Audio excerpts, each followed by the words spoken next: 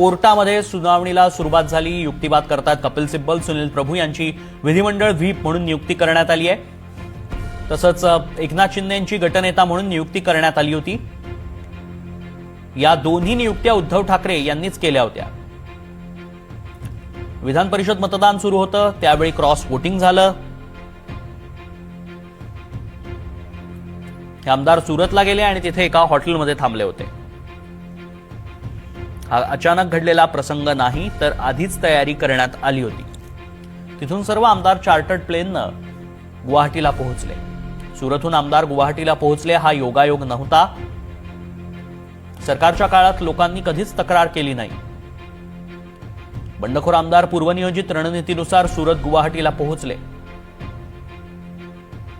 निवडणूक आयोगानं शिवसेनेला विधिवत पक्ष म्हणून एकीकडे मान्यता दिली।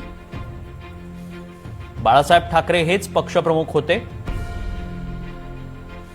त्यानंतर उद्धव ठाकरे यांनी पक्षाची सूत्र स्वीकारली। पक्षघटनेच्या कलम 11(अ) अंतर्गत 3 उपनेत्यांची नियुक्ती करण्यात आली। बंडखोर आमदार पूर्वनियोजित रणनीतीनुसार सुरत गुवाहाटीला गेले। शिवसेना पक्ष आणि चिन्ह प्रकरणी सुप्रीम कोर्टात सुनावणी सुरू आहे।